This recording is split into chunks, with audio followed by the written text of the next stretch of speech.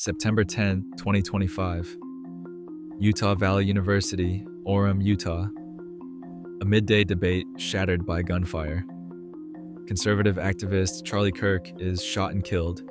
His death ruled a targeted attack by authorities, with the FBI now searching for answers. Political leaders from both parties unite in shock and condemnation, but the motive remains unknown and the investigation is ongoing. Who was Charlie Kirk, and how did he become a figure whose life and death would ignite such nationwide turmoil? To understand the impact and the controversy behind this name, we need to look far beyond the headlines. At 12:10 p.m. on September 10th, 2025, a single shot rang out across the main quad of Utah Valley University. Charlie Kirk, 31 years old, was standing at the center of a cordoned-off debate area, surrounded by students and security. The event, billed as a Prove Me Wrong open forum, had drawn a large midday crowd. Witnesses recall a brief moment of confusion, then panic.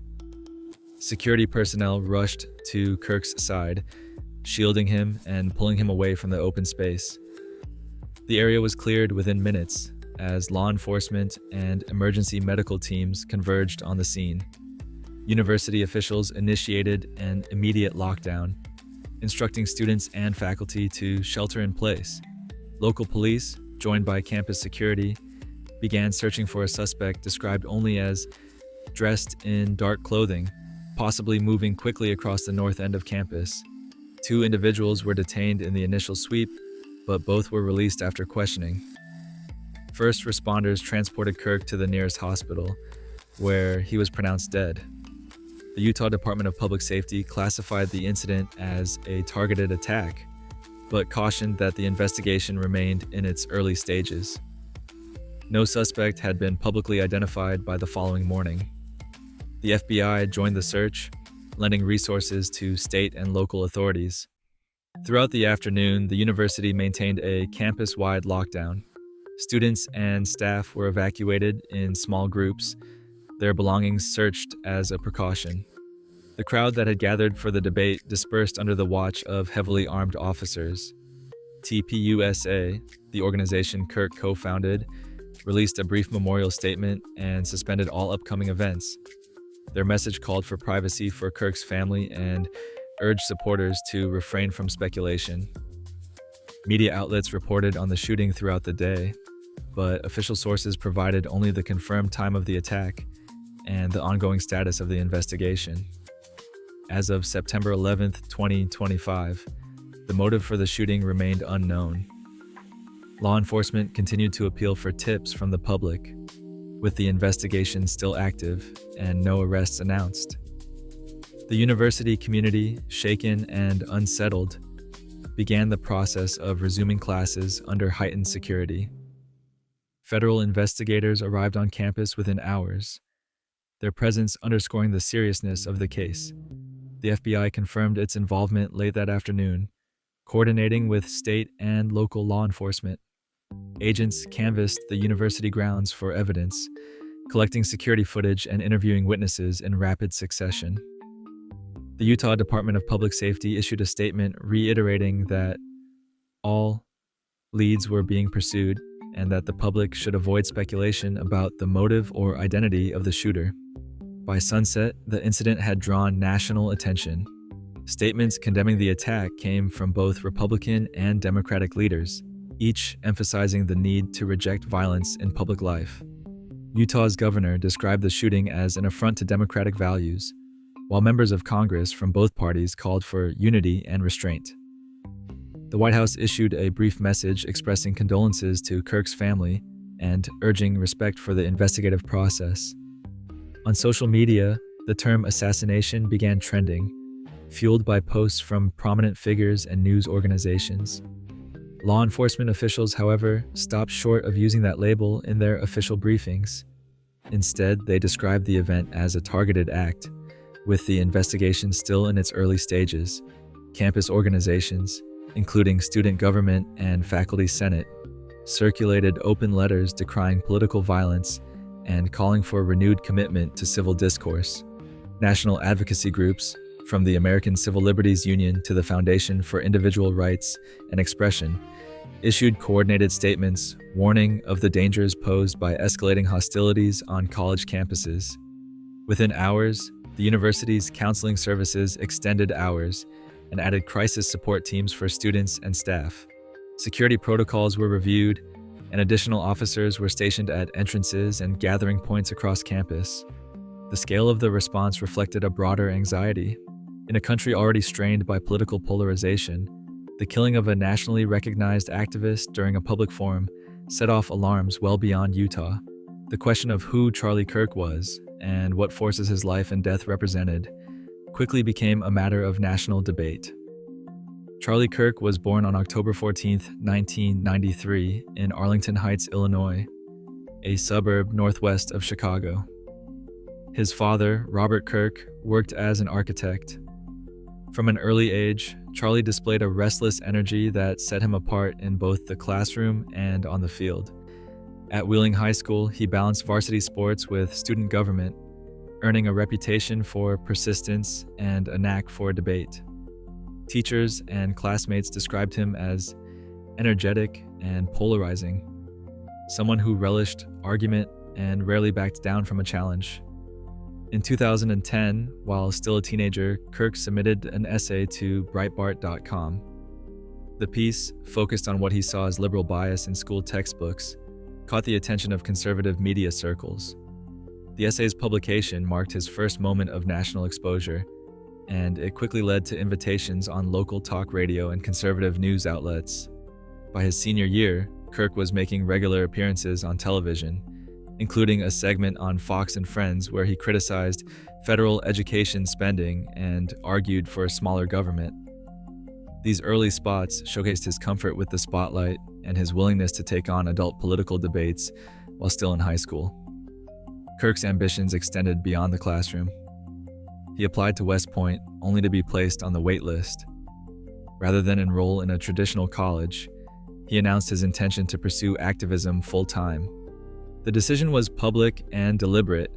He wanted to make a mark outside the usual academic path. Bill Montgomery, a local Tea Party organizer, became a key mentor, encouraging Kirk's political instincts and helping to channel his drive.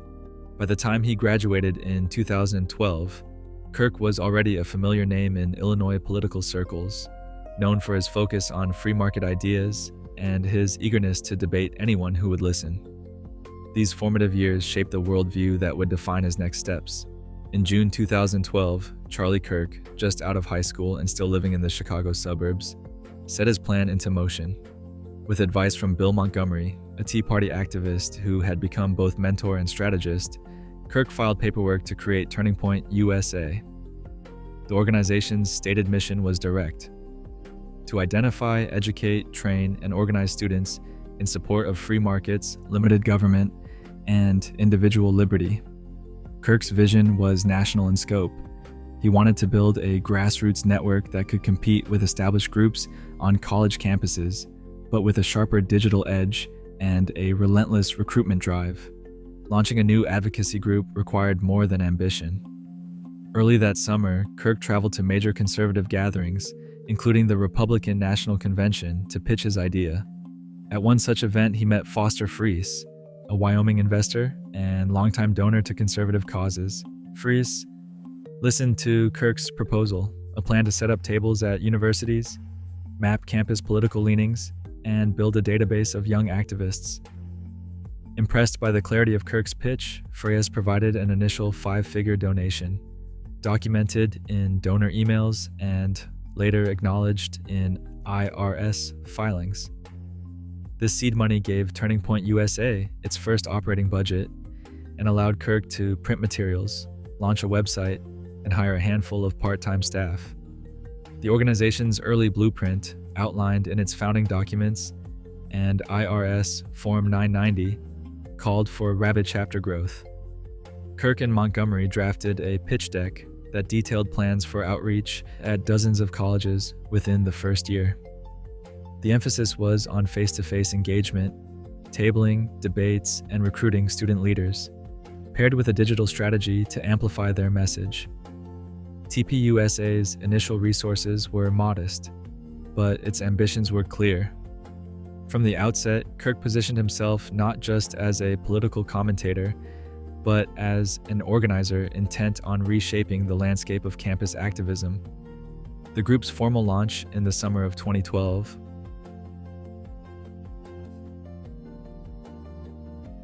marked the beginning of what would become one of the most visible youth movements in American conservative politics. By 2015, Turning Point USA had outgrown its early, scrappy operations. That summer, the organization held its first Student Action Summit in Florida, a multi-day gathering that drew hundreds of college and high school activists from across the country. With breakout sessions, keynote speeches, and networking events, the summit became a centerpiece of TPUSA's strategy. It wasn't just a rally, it was a pipeline for identifying new student leaders and expanding the group's national footprint. Kirk and his team used these events to distribute branded materials, train chapter heads, and announce ambitious growth targets. The summit's energy and scale set it apart from older campus organizations, drawing attention from donors and conservative media alike. Behind the scenes, TPUSA formalized its legal standing.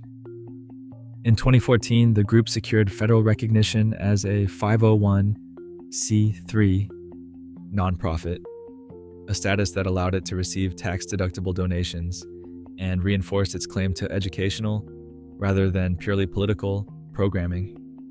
IRS filings from that period show revenue climbing from under $500,000 in 2013 to more than $2 million by the end of 2015. The majority of funding came from private contributions, with a growing share routed through donor-advised funds and conservative foundations. This structure gave TPUSA legitimacy and the resources to scale up its campus operations, while also placing it under the scrutiny of nonprofit law and watchdog groups. The combination of high-profile events and formal nonprofit status positioned Turning Point USA as a major player in youth political organizing. The Student Action Summit became an annual fixture, and the group's chapter network expanded rapidly. With a clear mission, a recognizable brand, and a legal framework that attracted major donors, TPUSA entered a new phase, one defined by national reach and increasing influence in the conservative movement. By 2019, Charlie Kirk had become a fixture in conservative media. He launched The Charlie Kirk Show as a podcast, quickly syndicating it across major platforms, including the Salem Radio Network. His guest spots on Fox News, Newsmax, and OANN increased, bringing his voice to millions beyond the campus circuit. Kirk's style, sharp, combative, and tuned to the rhythms of social media, helped him stand out in a crowded field of political commentators. Book deals followed. In 2016, he published Time for a Turning Point, outlining his vision for conservative youth activism. 4 years later, The MAGA Doctrine offered a full-throated defense of Trump-era priorities, cementing Kirk's place among the president's most visible young allies. His social media following surged, with Twitter numbers climbing past 1.6 million by August 2024. Kirk's access to political power grew alongside his audience. Visitor logs show repeated trips to the White House, and in August 2020, he delivered a primetime speech at the Republican National Convention. These appearances elevated his profile from campus organizer to national influencer, drawing both admiration and scrutiny as his reach expanded. Supporters of Charlie Kirk often pointed to the scale of Turning Point USA's campus network as proof of his legacy. By 2018, the group claimed over 1,000 active chapters, a figure that placed it among the largest student organizations in the country. These chapters hosted regular events, debate nights, and recruitment drives, drawing thousands of young conservatives into political life. Kirk's defenders credited him with giving a voice to students who felt marginalized by what they described as a dominant, progressive culture on campus. Yet the same network became a flashpoint for controversy. Critics raised concerns about the group's tactics, citing repeated incidents where TPUSA events drew protests, counter-protests, and, at times, heated confrontations. At Colorado State University in 2017 and UCLA in 2019, student groups clashed verbally and accused each other of intimidation. Free speech advocates, including the Foundation for Individual Rights and Expression, documented a sharp rise in campus protest activity during these years, with TPUSA chapters often at the center. The digital front was equally contested. Major social media platforms flagged or restricted dozens of TPUSA and Kirk-affiliated posts for violations of misinformation policies, especially around the 2020 election and COVID-19. Supporters argued these actions were proof of censorship. Critics maintained that repeated fact-check violations reflected a pattern of spreading false claims. Surveys of student activists revealed a divided landscape, one energized by new opportunities for debate, but also marked by escalating distrust and polarization. In 2019, Turning Point USA created a second legal arm, Turning Point Action. This 501c4 organization operated alongside the original 501c3, but with a distinct mandate: to engage in direct advocacy and, where permitted, election-related efforts. The split allowed the core nonprofit to maintain its tax-exempt status, while the new branch expanded into territory that included candidate endorsements and issue campaigns. IRS filings and public records show the two entities shared leadership and resources, but each maintained separate financial disclosures, a structure that watchdog groups have scrutinized for possible overlap. As of September 2025, the investigation into Charlie Kirk's death remains active. Law enforcement continues to process evidence and pursue leads, with the FBI and state agencies coordinating a broad manhunt for the unidentified suspect. No motive has been confirmed, and officials have not released new details regarding potential persons of interest. The legal complexities of TPUSA's structure, including the role of Turning Point Action, have drawn renewed interest from nonprofit analysts and compliance experts. But as of the latest filings, no formal penalties or enforcement actions have been documented. The unanswered questions about both the events in Utah and the evolving network Kirk built leave the story open, with investigators and observers still seeking clarity. On September 10, 2025, Charlie Kirk was killed during a public event at Utah Valley University. Over 1,000 Turning Point USA chapters had been established by 2018, reflecting Kirk's reach among young conservatives. His rise, from a 2012 high school activist in Illinois to a national figurehead, was fueled by donor networks, a popular media show, and campus debates. Supporters credit Kirk with mobilizing students and defending free speech, while critics point to allegations of misinformation and partisan tactics, as shown by documented platform moderation actions. As of this release, Utah authorities and the FBI continue to investigate the circumstances of Kirk's death. No suspect has been publicly named. The full motive and planning behind the attack remain unknown. Kirk's story highlights the growing risks of political polarization in the United States, where activism, media influence, and campus dissent intersect with real-world consequences. For more modern history profiles, subscribe to this channel.